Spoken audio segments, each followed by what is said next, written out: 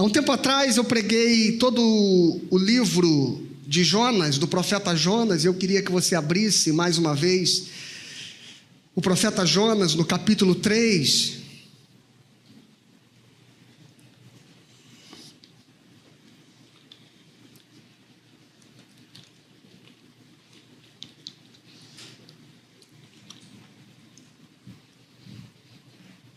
Porque à luz deste capítulo nós vamos refletir.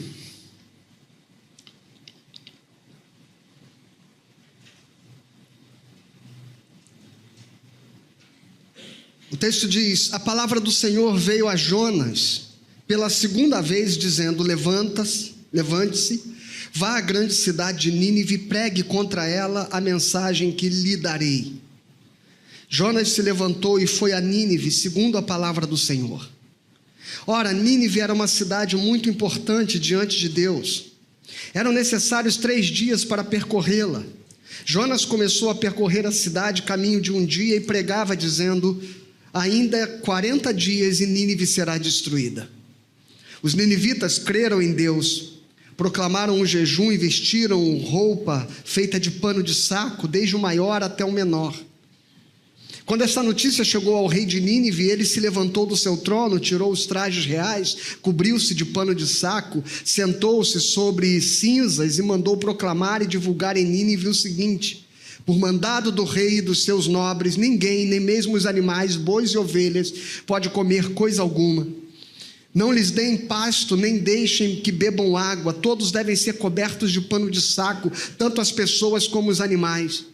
E então clamarão fortemente a Deus e se converterão cada um do seu mau caminho e da violência que há nas suas mãos. Quem sabe talvez Deus se volte e mude de ideia e então se afaste do furor da sua ira para que não pereçamos. Deus viu o que fizeram, como se converteram do seu mau caminho, e Deus mudou a ideia quanto ao mal que tinha dito que lhes faria e não o fez. Mas Jonas ficou muito aborrecido e com raiva. Ele orou ao Senhor e disse: Senhor, não foi isso que eu disse, estando ainda na minha terra? Por isso eu me adiantei fugindo para Tarsis, pois sabia que tu és Deus bondoso e compassivo, tardio em irar-se e grande em misericórdia, e que mudas de ideia quanto ao mal que anunciaste. Agora, Senhor, peço que me tires a vida, porque para mim melhor é morrer do que viver. E o Senhor disse: você acha que é razoável essa tua raiva? Então Jonas saiu da cidade, sentou-se num lugar a leste da mesma, e ali construiu um abrigo. Sentou-se na sombra para ver o que aconteceria com a cidade. Então o Senhor Deus fez crescer uma planta por cima de Jonas, para que fizesse sombra sobre a sua cabeça, a fim de o livrar do seu desconforto. E Jonas ficou muito contente por causa da planta, mas no dia seguinte, ao amanhecer, Deus enviou um verme que atacou a planta e ela secou. Quando o sol nasceu, Deus fez soprar um vento leste muito quente, o sol bateu na cabeça de Jonas, de maneira que ele quase desmaiou, e então pediu para morrer, dizendo: para mim é melhor morrer do que viver. Então Deus perguntou a Jonas: você acha que é razoável essa tua raiva por causa da planta? E Jonas respondeu: é tão razoável que até quero morrer. E o Senhor disse: você tem compaixão da planta que não lhe custou nenhum trabalho. Você não a fez crescer. Numa noite ela nasceu e na noite seguinte desapareceu. E você não acha que eu deveria ter muito mais compaixão da grande cidade de Nínive, em que há mais de 120.000 pessoas que não sabem distinguir entre a mão direita e a mão esquerda, e também muitos animais? Veja que texto tão forte, irmãos, e profundo. Jonas é aquele profeta que, havendo sido chamado por Deus na primeira vez, tomou um navio em direção a Tarsis, o lado mais distante e oposto da direção onde Deus o havia mandado. Nínive, aquela cidade, Mesopotâmia, capital do Império Assírio. Nós estamos aqui por volta do século 8 antes de Cristo. Uma cidade que inspirava perversidade e crueldade. Uma cidade cujas invasões eram cruéis, cujos as vítimas de seus ataques eram empalados, ou seja, eram fincados em estacas e colocados na entrada da cidade. Uma cidade cujos ataques ferozes pegavam crianças andando, os ninivitas nos seus cavalos tomavam crianças pelos seus calcanhares e lançavam as suas cabeças contra as rochas. Era esta a imagem que Jonas tinha daquela cidade, o que ela representava do ponto de vista de sua crueldade, de sua maldade, da violência. E mais do que isso, eram históricos inimigos de Israel, e nós vamos perceber que um pouco depois desse momento, deste evento, alguns anos depois, no ano de 722, foi esta mesma Assíria que põe fim ao reino do norte de Israel e que destrói todo o reinado de Israel nas regiões do norte e da capital de Samaria.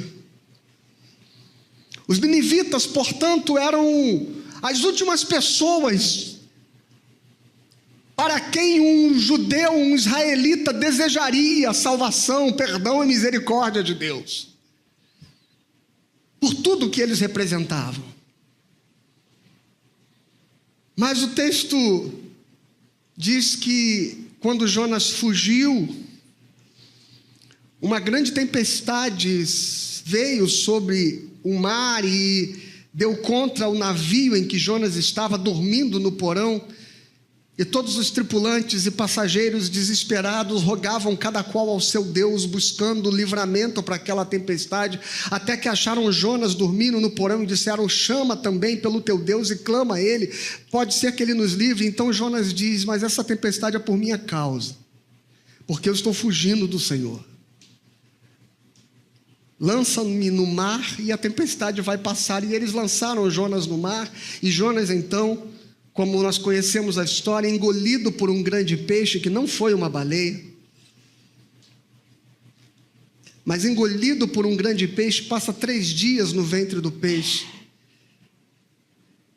e faz uma linda oração, dizendo no seu coração: na minha angústia eu clamei ao Senhor, e Ele me ouviu nas profundezas do mar. Será que eu verei de novo a Jerusalém?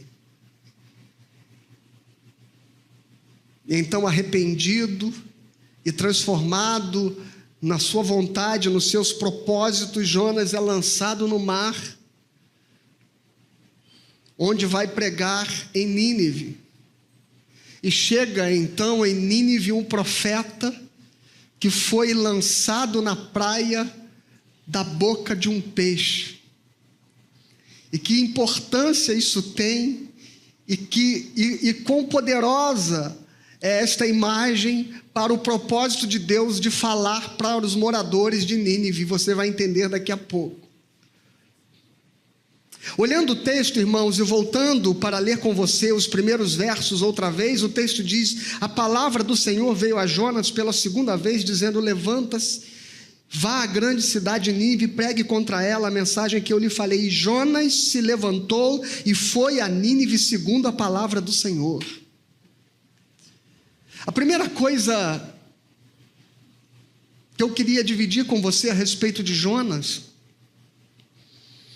é que ele me faz refletir a respeito de como é importante que nós permitamos que o nosso coração seja transformado pelas circunstâncias. Há muitos anos atrás eu ouvi uma frase que sempre repito: quando Deus não muda as circunstâncias, é porque Ele quer mudar o coração.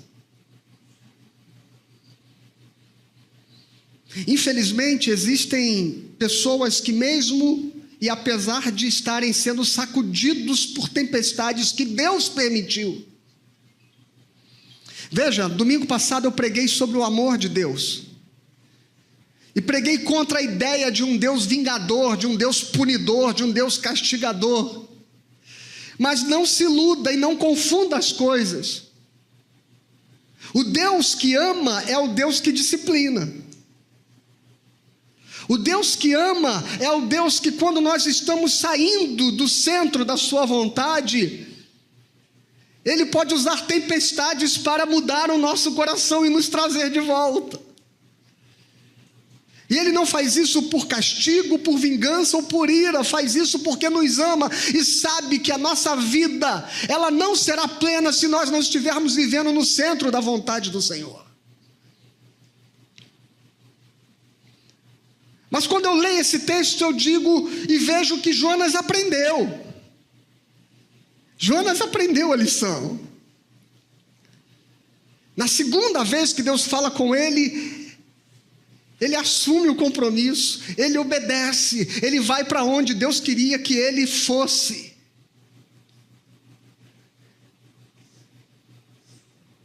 O que me assusta muitas vezes é como eu vejo nossos corações obstinados ao ponto de, mesmo e apesar das tempestades, parece que nós não nos movemos da teimosia e da obstinação com que nós permanecemos distante da vontade de Deus.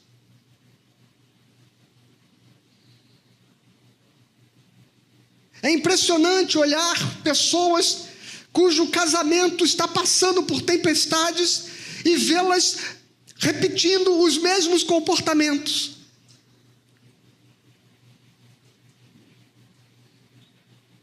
Cuja vida está passando por percalços por causa das suas escolhas, por causa dos seus atos, por causa das suas decisões, e elas permanecem obstinadas no mesmo propósito. Como se nós não fôssemos capazes de aprender com os nossos próprios erros. Como se nós não fôssemos capazes de sermos transformados. E oramos para que Deus resolva o problema, mas Ele não vai resolver porque Ele quer que o problema resolva a questão do nosso coração. Deus não faria aquela tempestade passar, nem que Jonas orasse, como sugeriram os tripulantes do navio. Clama ao teu Deus. Porque tem situações na vida que oração não resolve. Tem situações na vida que o que resolve é mudarmos de direção e voltarmos para o lugar para onde Deus nunca desejou que nós tivéssemos saído.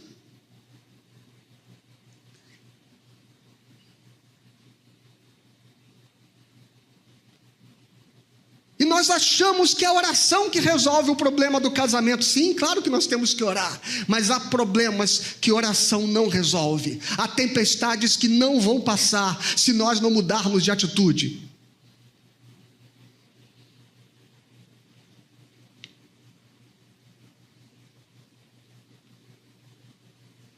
Há tempestades da nossa vida financeira que não vão passar se nós não mudarmos de atitude. Há tempestades dos nossos relacionamentos que não vão passar se nós não mudarmos de atitude.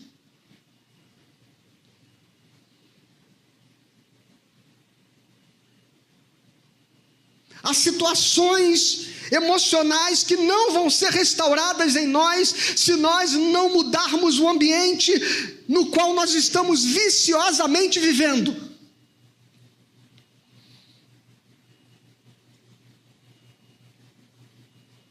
Porque faz parte de um propósito de Deus que você seja alguém cuja vida caminhe segundo a direção que Ele determinou para a sua história.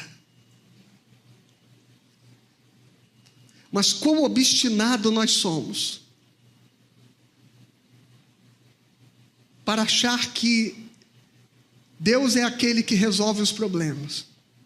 Sem perceber, como Jonas percebeu e teve a sensibilidade de perceber, esta tempestade é por causa da minha teimosia. Esta tempestade é por causa da minha obstinação de não cumprir a vontade de Deus, de não obedecer à voz de Deus, de ir para a direção oposta a que Deus me mandou. Então, irmão, reflita sobre as suas lutas. Reflita sobre os seus problemas. Para saber se o que você precisa é de um milagre ou de arrependimento.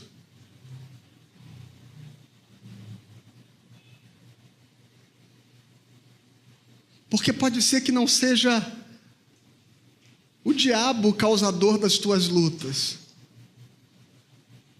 Mas como disse o salmista certa vez, no meio da tribulação, Deus preside as tempestades.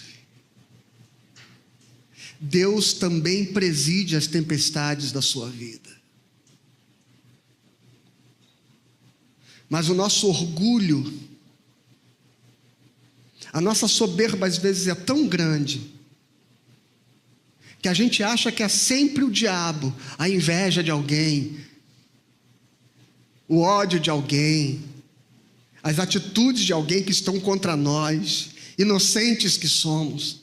A gente acha que o problema é o outro, e a gente não percebe que as tempestades, elas são propósito de Deus para mudar a obstinação do nosso coração, para nos colocar de volta no rumo.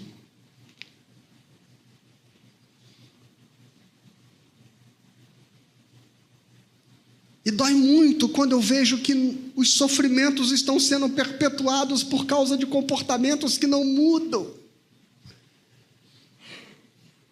de atitudes que não mudam.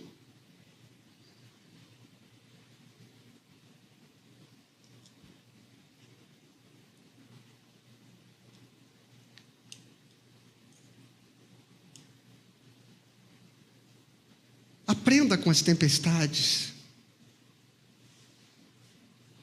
Aprenda com as tempestades. Porque elas podem ser bênção de Deus para transformar a sua história. Dito isso, eu quero voltar à missão de Jonas. No verso 3 diz: Jonas então se levantou e foi a Nínive segundo a palavra do Senhor. Ora, Nínive era uma cidade muito importante diante de Deus. Eram necessários 3 dias para percorrê-la. E Jonas começou a percorrer a cidade caminho de um dia. E pregava dizendo: ainda 40 dias e Nínive será destruída.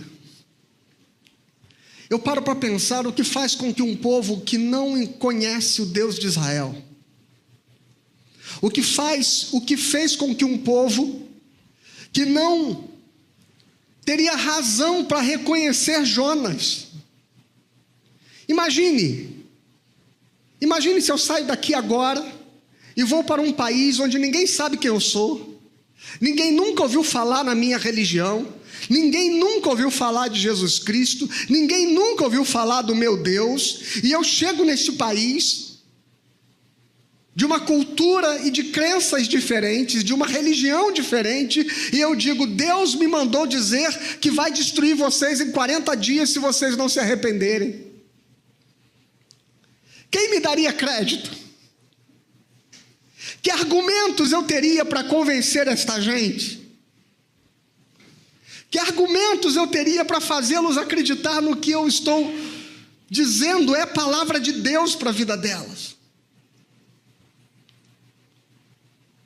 Sabe o que faz Jonas ser ouvido e ser acreditado em Nínive? E esta é a primeira lição a respeito de missões que eu gostaria de dividir com você. Sabe o que faz com que as nossas palavras tenham autoridade e que elas possam tocar o coração das pessoas?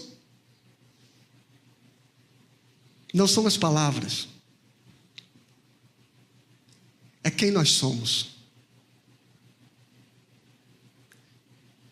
As pessoas serão tocadas 15% pelo que falamos.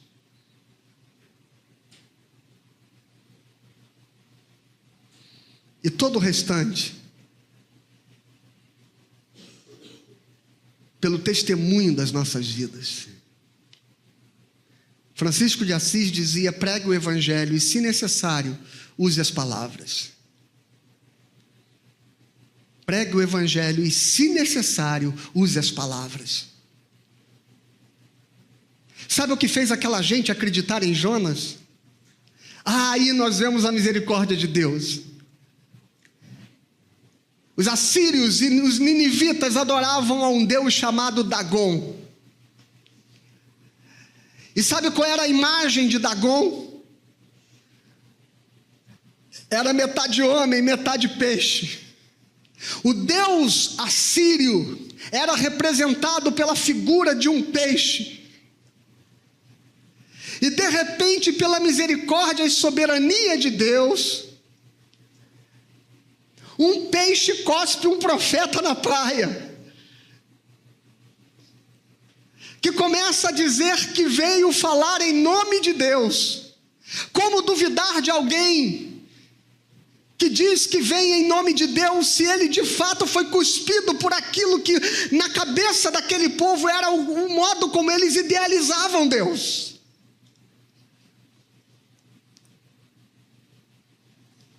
Como duvidar que você conhece Jesus, se a sua vida representa para as pessoas aquilo que se parece com Jesus? Mas se nós não parecemos com Jesus, qualquer coisa que dissermos não terá nenhum sentido para convencer ninguém que você fala em nome de Deus.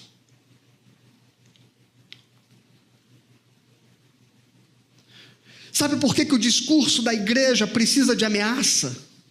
Sabe por que o discurso da igreja precisa impor medo?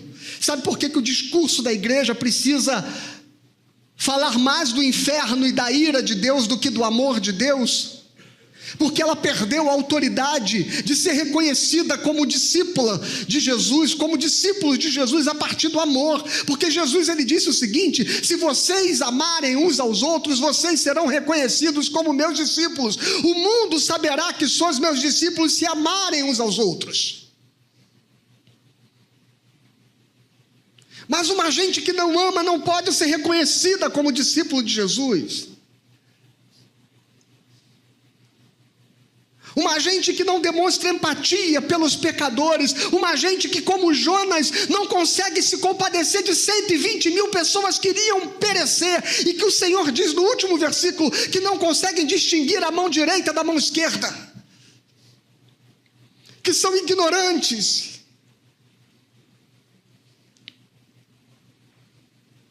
Mas que a igreja os trata como inimigos a serem combatidos e não como pessoas a serem amadas.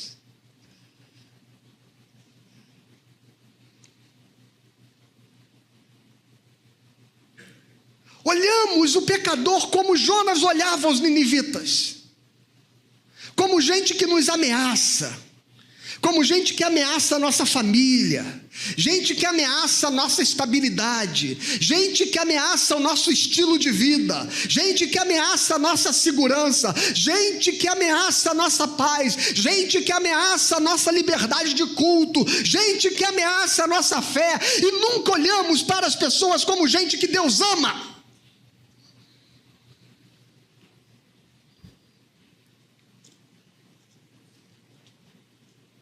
Sabe por que a igreja precisa de políticos? Sabe por que a igreja precisa de militar ao lado do poder do Estado para tentar impor as suas vontades? Porque ela perdeu a autoridade do seu testemunho. Jonas teve autoridade para falar aos ninivitas, porque eles viram na expressão da sua vida alguém que representava o seu Deus.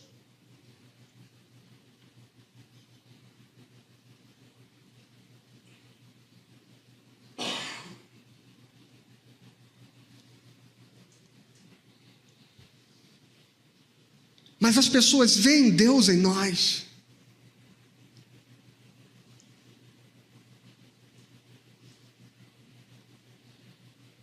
Lá onde você trabalha, você é alguém que as pessoas chegam do lado da sua mesa e dizem assim: ora por mim.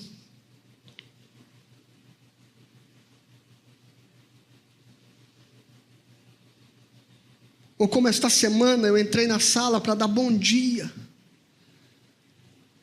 e abri a porta e disse assim: aí, bom dia, tudo bem? E o rapaz falou assim: cara, meu filho tentou se matar, me ajuda.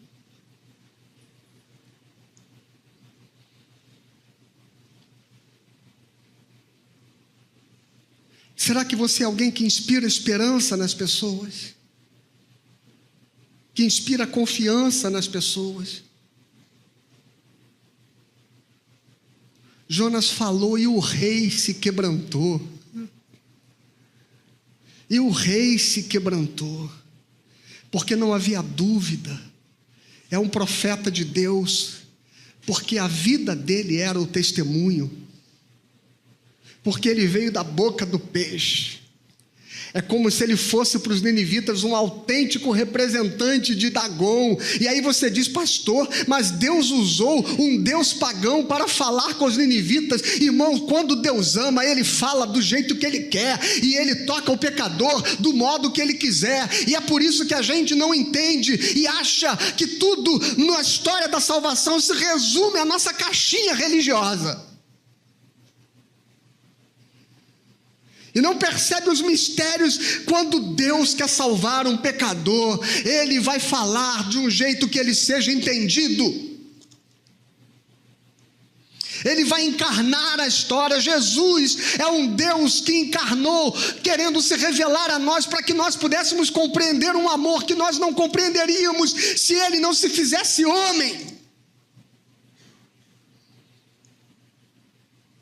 Você quer ser entendido, você quer ser compreendido, você quer pregar com autoridade, do modo que as suas palavras toquem e convertam o coração das pessoas. Pregue com a autoridade da sua vida, do seu testemunho, do seu amor pelo pecador, de modo que as pessoas identifiquem que as palavras que saem da sua boca são palavras de Deus.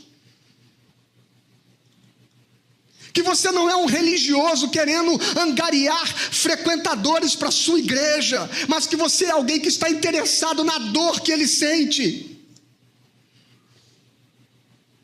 Infelizmente, os programas de crescimento de igreja não estão interessados na dor do pecador.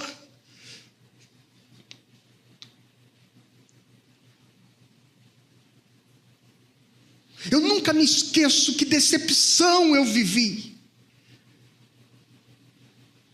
E ontem eu estava assistindo a final do Campeonato Mundial Sub-20, dos meninos do Ninho, dos garotos do Flamengo, e a gente estava ali, a Margarete inclusive, a gente lembrava daqueles 10 meninos que morreram na tragédia daquele incêndio terrível que aconteceu.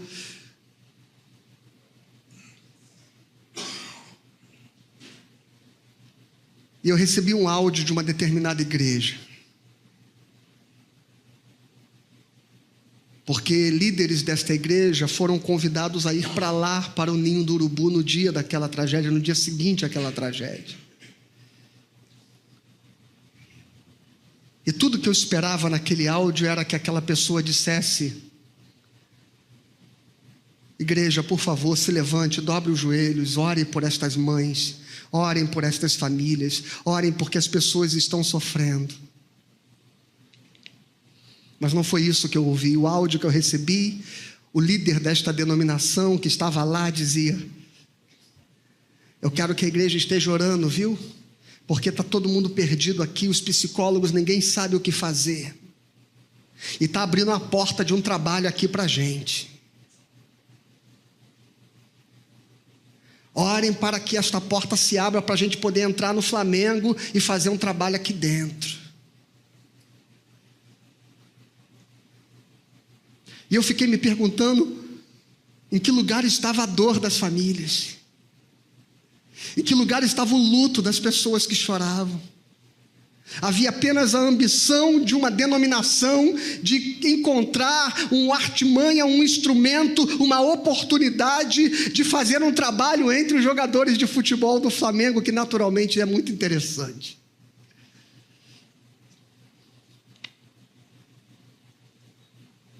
Em nenhum momento pediram oração pelas famílias. Em nenhum momento pediram solidariedade. Em nenhum momento na voz daquele homem eu ouvi tristeza, empatia, consternação pela tragédia, mas a ambição de uma denominação crescer.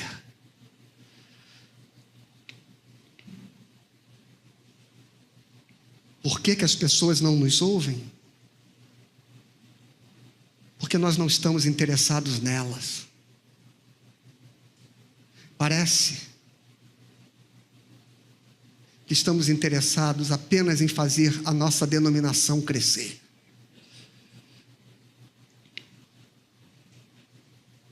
Esta semana, conversando com alguém, a pessoa me dizia: não, eu não conseguia, eu estava sufocado. Onde que eu tinha que dirigir células e eu tinha que bater metas. Como se eu fosse o Espírito Santo e a minha meta era batizar uma pessoa por mês. E está no manual, está na regra, está no princípio de crescimento desta denominação, que cada líder de célula tem que crescer tantos % por ano.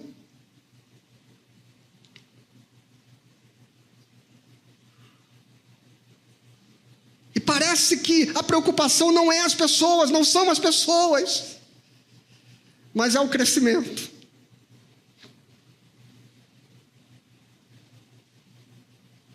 São os auditórios lotados.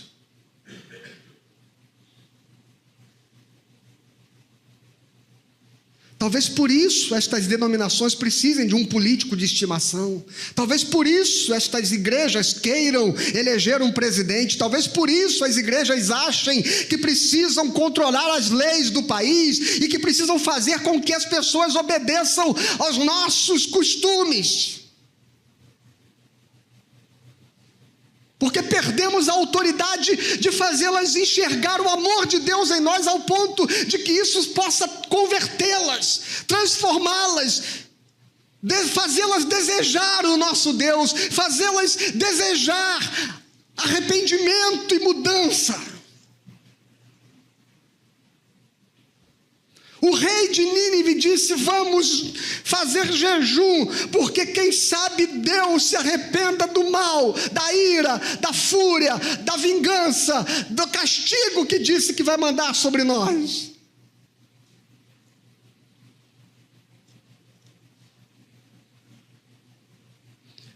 Mas Jonas, o pregador, torcia pela ira, torcia pelo castigo, torcia para que o fogo descesse do céu sobre a cidade de Nínive.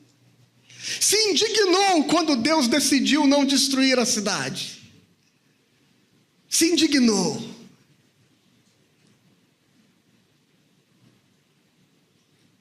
Eu fico admirado como às vezes eu sofro críticas e ataques de pessoas que julgam que falar que Deus ama o pecador, que Deus ama incondicionalmente as pessoas, isso causa tanta raiva nos evangélicos.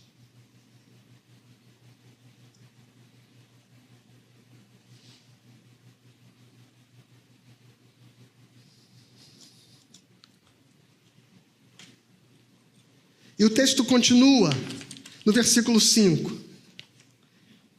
Os ninivitas creram em Deus, proclamaram jejum e vestiram roupa feita de pano de saco, desde o maior até o menor.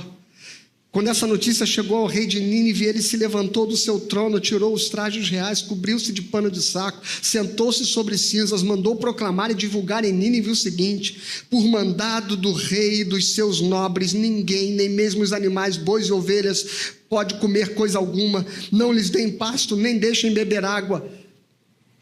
Todos devem ser cobertos de pano de saco, tanto as pessoas como os animais. Então clamaram fortemente, clamarão fortemente a Deus e se converterão, cada um do seu mau caminho e da violência que há nas suas mãos. Quem sabe, talvez Deus se volte, mude de ideia e então se afaste do furor da sua ira, para que não pereçamos. E Deus viu que o que fizeram, como se converteram do seu mau caminho, e Deus mudou de ideia quanto ao mal que tinha dito que lhes faria e não o fez. Irmãos, veja que coisa interessante. Isso aqui se chama antropomorfismo. O que é o antropomorfismo? É quando nós atribuímos a Deus comportamentos que são humanos. É quando nós, homem, morfismo é forma. É quando nós damos forma a Deus humana, forma humana a Deus. Na teologia chamamos de antropomorfismo. O texto, o autor, ele diz que Deus se arrependeu. Ora, nós sabemos que a Bíblia diz que Deus não é homem para que minta, nem filho do homem para que se arrependa. Por que o texto diz que Deus se arrependeu? Porque o homem olha a história de um modo linear. Deus disse que ia destruir e não destruiu. Então Deus se arrependeu. O problema é que Deus não é alguém que vai fazendo a história conforme ela anda. Deus é. O final sempre esteve claro diante de Deus. Deus nunca mandou Jonas para Nínive com a intenção de destruí-la. Desde o começo, a intenção do Senhor foi salvar.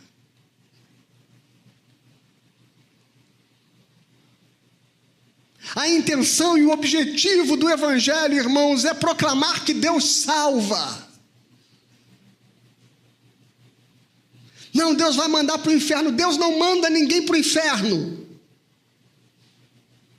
Aliás, João Calvino dizia: Deus não manda ninguém para o inferno, todos já estão lá. O que Deus faz é tirar muitos de lá. O que Deus faz é tirar muitos de lá.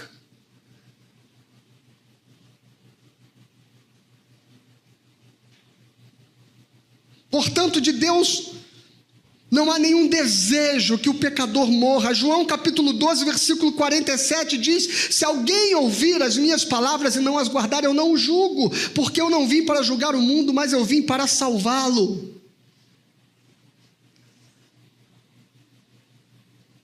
O profeta Ezequiel, no capítulo 33, no versículo 11, diz: dize-lhes: tão certo como eu vivo, diz o Senhor, eu não tenho prazer na morte do perverso, antes que ele se arrependa, se converta do seu caminho e viva.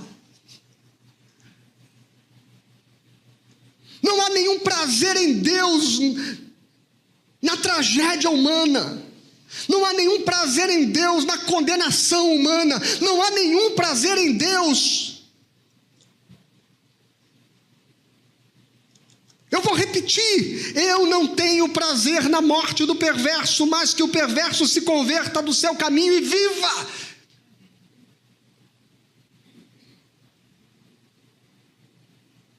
A igreja deve saber desde o começo que nós não fomos erguidos para proclamar condenação, mas para proclamar libertação. O Espírito do Senhor veio sobre mim, disse Jesus, pois que me ungiu para pregar liberdade aos cativos. Aleluia!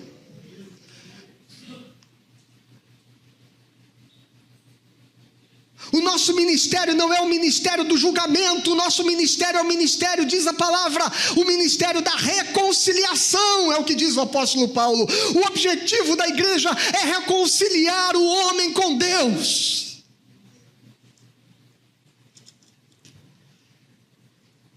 Esse deve ser o foco e a ênfase da nossa missão.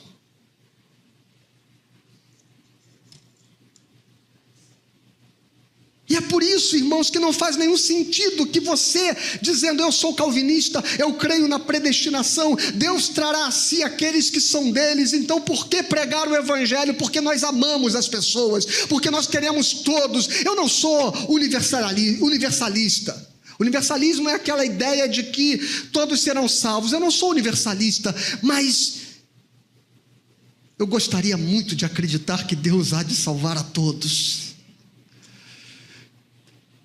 E por que nós pregamos o evangelho? Porque não faz nenhum sentido eu ficar achando que Deus não escolheu um e não escolheu outro. O meu objetivo é entender que Deus ama a todos, e eu quero pregar a todos, porque eu quero amar as pessoas, sem saber quem elas são, o porquê de amá-las, porque Deus as ama incondicionalmente. Então não interessa se você era calvinista, arminiano, se você crê no livre-arbítrio ou na predestinação, o amor de Deus nos leva a pregar o evangelho a toda criatura. Ide por todo mundo e pregai o evangelho a toda criatura, porque nós não nos conformamos com a tragédia, com a dor e com o sofrimento humano. Por isso nós pregamos o evangelho. O resto é com Deus. Mas o meu e o seu papel é pregar o evangelho. E aí no capítulo 4, mas Jonas ficou muito aborrecido e com raiva, e ele orou ao Senhor e disse: Senhor, não foi isso que eu disse estando ainda em minha terra? Por isso me adiantei, fugindo para Tarso. Eu estou no capítulo 4, versículo 1. Por isso me adiantei, fugindo para Tarsis, pois sabia que tu és Deus bondoso e compassivo, tardio em irar-se e grande em misericórdia. Vamos ler esta frase de novo? Tu és, vamos lá? Tu és Deus bondoso e compassivo, tardio em irar-se e grande. Quando foi que a gente inverteu essa lógica?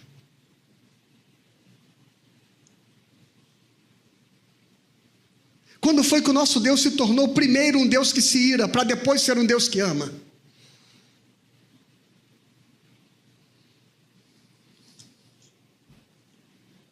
E que mudas de ideia quanto ao mal que anunciaste. Agora, Senhor, peço que me tires a vida, porque para mim é melhor morrer do que viver.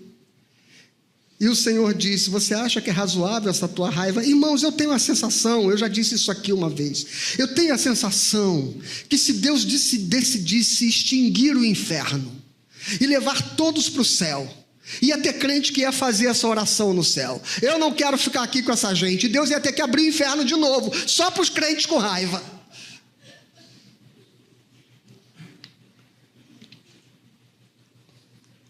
Só para os crentes raivosos.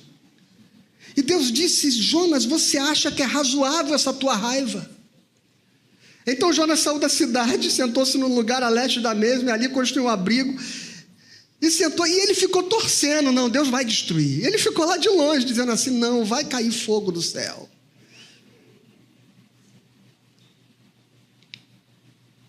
Sabe, é a mesma sensação que eu tenho de muitos crentes, que ele prega para o pecador, mas fica torcendo para que ele se arrebente. Ele prega para o pecador, mas fica torcendo que a vida dele seja uma tragédia, só para ele ter razão. Só para ele ter razão.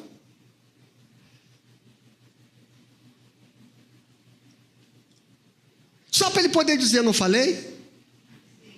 Eu avisei.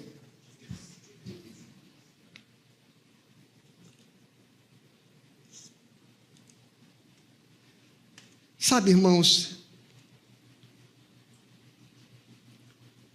é como se nós fôssemos um rico oferecendo comida a um mendigo, sabe? A gente se acha superior. Eu já disse isso aqui, quero repetir para você. O Evangelho, pregar o Evangelho não é como um rico oferecendo comida a um mendigo. Pregar o Evangelho é um mendigo dizendo ao outro mendigo onde achou o pão.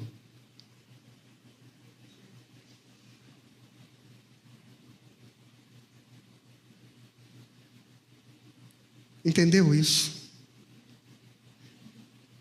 Eu vou repetir: nós não pregamos o Evangelho como um rico oferecendo comida a um mendigo. Nós pregamos o Evangelho como se fosse um mendigo dizendo a outro mendigo onde encontramos o pão.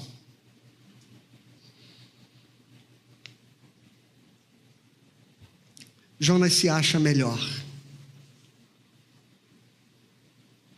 Jonas se acha superior.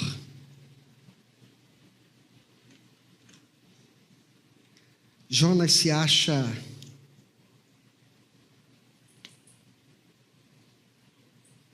capaz de olhar a história e dizer assim: mas eles vão voltar a ser maus. Mas sabia que Jonas tinha razão? Os ninivitas voltaram a pecar, eles voltaram a cair. Mas, irmãos, isso não é problema nosso.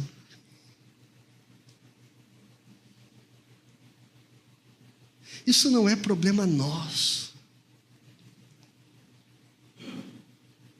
Ah, pastor, porque a gente adora pegar uns textos bíblicos para para fundamentar o modo como a gente quer controlar o comportamento das pessoas, não é verdade? A gente diz assim, não, se chegou na igreja desse jeito, não pode permanecer desse jeito, vai ter que mudar, vai ter que sair disso, vai ter que sair daquilo, e a gente quer estabelecer regras para as pessoas seguirem. E a gente diz assim, porque Jesus disse, vai e não peques mais. Então eu não aceito esse negócio de se converter e a pessoa voltar a pecar, voltar a cair nos seus pecados.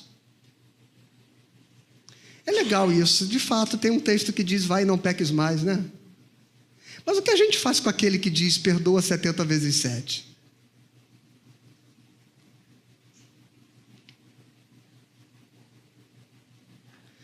Porque Deus manda a gente perdoar o irmão quantas vezes for necessário perdoar, mas será que Ele mesmo não é capaz?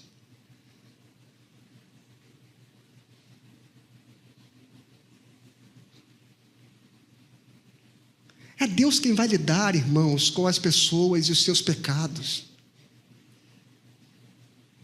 É Deus quem vai lidar com as pessoas e seus comportamentos.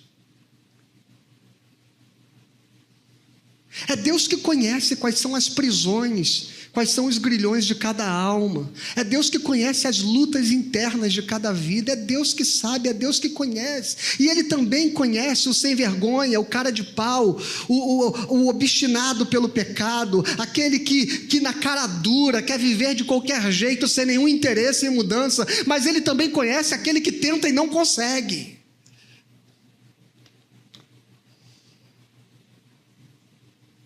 Só que a gente não é capaz de distinguir um do outro. E a gente quer julgar comportamentos.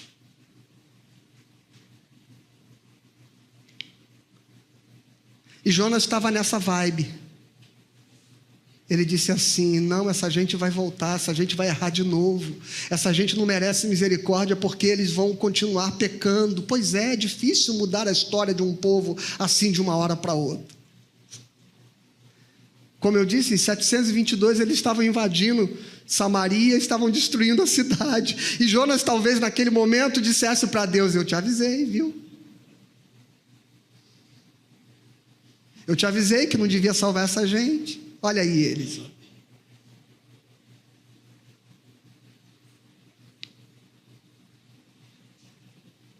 Nosso compromisso, irmãos, é pregar o Evangelho. Deus nos fez arautos, proclamadores. Deus nos fez anunciadores. Deus não nos fez porteiros do céu. E no céu entra quem Ele quer, não quem eu acho que tem que entrar. Amém? E por fim,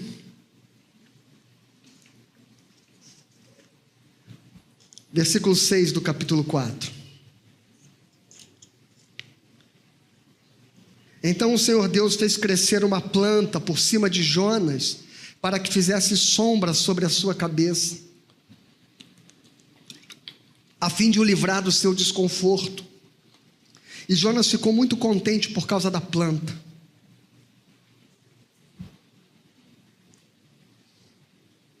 Mas no dia seguinte, ao amanhecer, Deus enviou um verme que atacou a planta e ela secou. Quando o sol nasceu, Deus fez soprar um vento leste muito quente, e o sol bateu sobre a cabeça de Jonas, de maneira que ele quase desmaiou, e então pediu para morrer, dizendo, para mim é melhor morrer do que viver. Então Deus perguntou a Jonas, você acha que é razoável essa sua raiva por causa da planta? E Jonas respondeu, é tão razoável que até quero morrer. É muito engraçado esse diálogo. E o Senhor disse, você não tem compaixão da planta que não lhe custou nenhum trabalho, você não a fez crescer, numa noite ela nasceu, na noite seguinte ela desapareceu, você não acha que eu deveria ter muito mais compaixão da grande cidade de Nínive, em que há mais de 120 mil pessoas que não sabem distinguir entre a mão direita e a mão esquerda?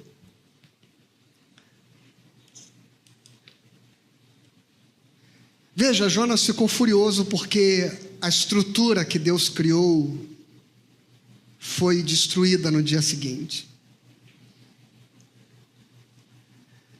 E este é o último problema da igreja. Parece que ela ama mais as estruturas do que as pessoas. Parece que nós amamos mais as estruturas do que as pessoas.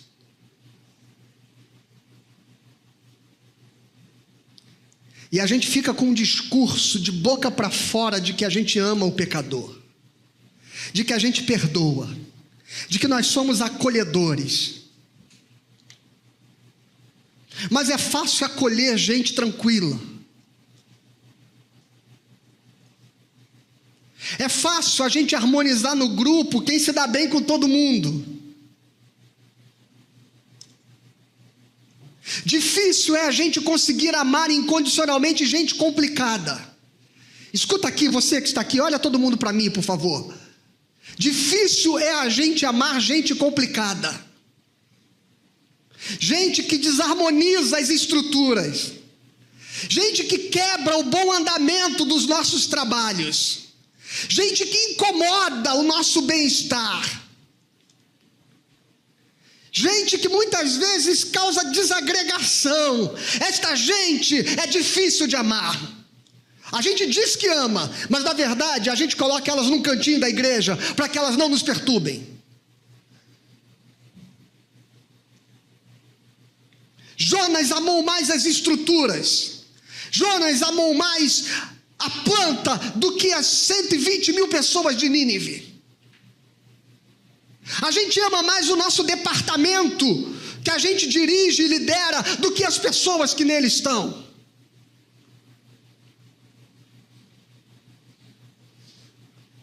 Parece que mais importante é que tudo esteja funcionando direito.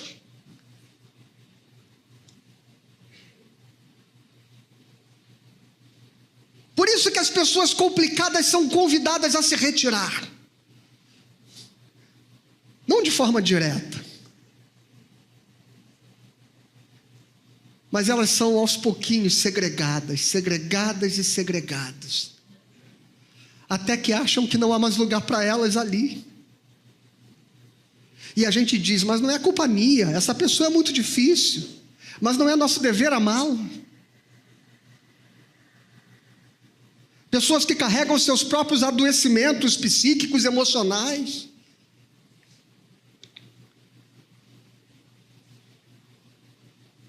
Como é que a gente lida?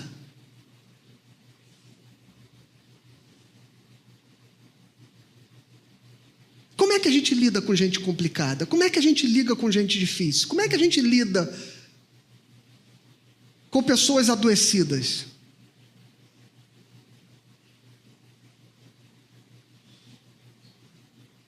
E tem gente emocionalmente quebrada na igreja, tem gente psiquicamente quebrada na igreja. Tem gente que surta. Tem gente sem noção.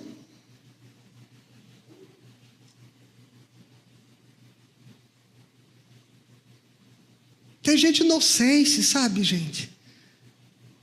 E como é que a gente lida?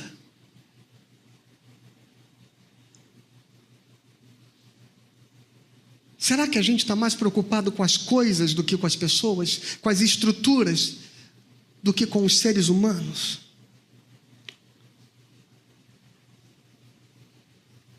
Como é que a gente vai falar de fazer missão, de amar o pecador, de amar o viciado, de amar o esquizofrênico, de amar as pessoas que estão perdidas, de amar as pessoas que estão caídas no pecado, se a gente não consegue depois lidar com elas quando elas estão aqui dentro precisando de acolhimento?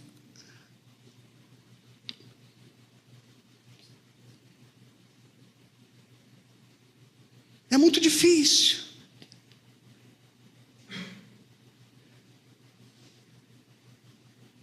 Porque tem gente na igreja que tem hora que a gente diz assim, ah, Senhor, se essa pessoa fosse embora, ia ser tão bom.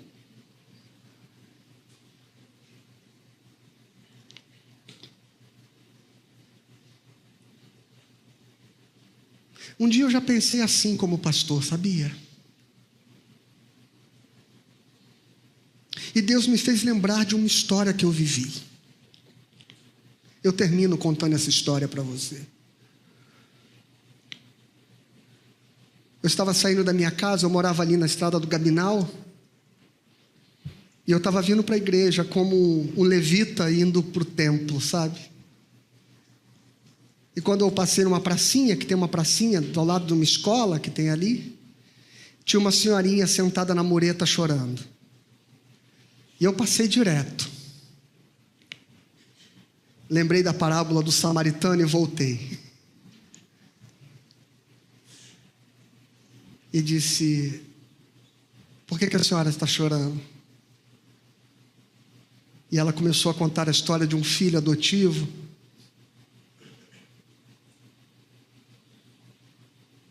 homossexual, agressivo e viciado em drogas.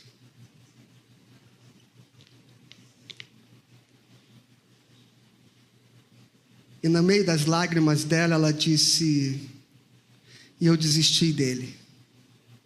Entreguei na mão de Deus. E eu disse a ela: a senhora está devolvendo para Deus aquilo que Deus deu para a senhora cuidar?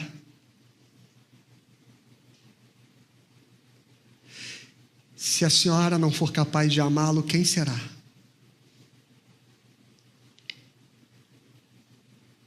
Vamos orar? Orei com ela e segui a viagem. Encontrei, tempos depois. O menino havia se convertido numa igreja, estava numa casa de recuperação, porque ela não desistiu dele. Nós não podemos desistir das pessoas, por mais difíceis que elas sejam, por mais que o comportamento delas não mude, por mais que elas continuem inspirando ameaças contra nós. É claro que todos os relacionamentos têm seus limites. É claro que nós estabelecemos limites saudáveis para as nossas relações. Mas nós não podemos negligenciar a necessidade de amar e de perdoar 70 vezes 7. Que Deus abençoe você.